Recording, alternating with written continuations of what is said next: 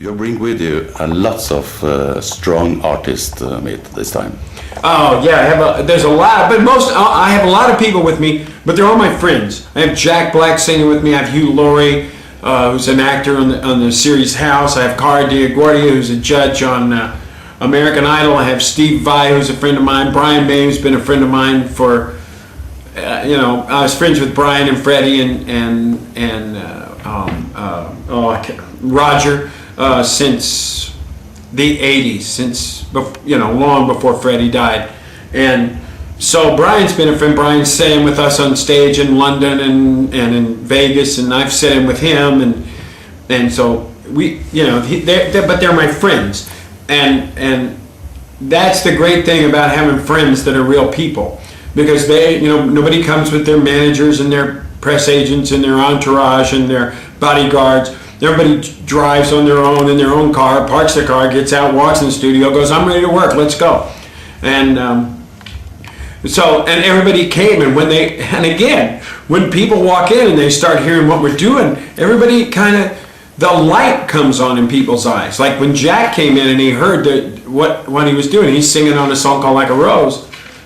He went, "Wow, whoa, okay." And you see, you got a guy like Jack Black, he's coming in as a guest star. He doesn't have to really give me everything he's got, but he did. Cara DiGuardia, 4 or 5 times she's in the studio. She's writing, we're rewriting. She's singing it over again. Hugh is in there going, "You gotta let me do it again, you gotta let me do it again, you gotta let me do it again, you gotta," the string arranger, because we have a beginning of the record, I can tell you, I'll give this to you. The beginning of the record is an orchestra, but it is, what I did was I asked to create the sounds of war through an orchestra. So you hear the cannons, machine guns, different things, but it's an orchestra playing, and an anvil. And so,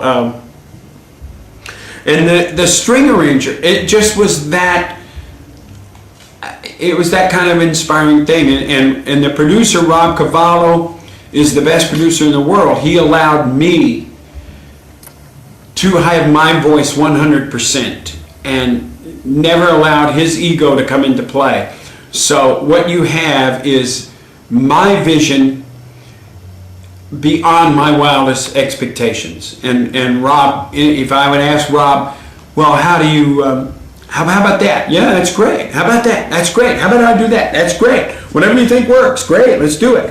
And then, I'd go, "I don't think that works." He goes, "No, I don't think so either." So it was like, that was what it was like. So, I said, I've never had a good experience in the studio until this one, and I really loved it. And the record, I have who else I have? I have Justin Hawkins from the Darkness Inn.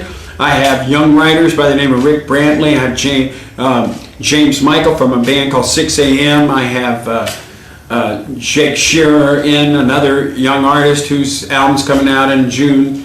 I have my daughter Pearl, whose album is out right now. Pearl just got voted the sexiest rock chick in Revolver or something. And so I have my band, Randy and Paul, and literally.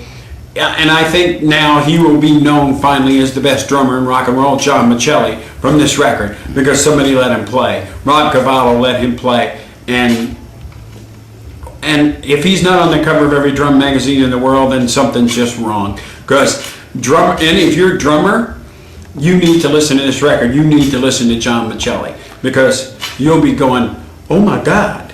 Trust me, if you're a drummer and you look at this. Listen to this record, not for me, listen to it for John Michelli and the drums, because you'll be going, oh my,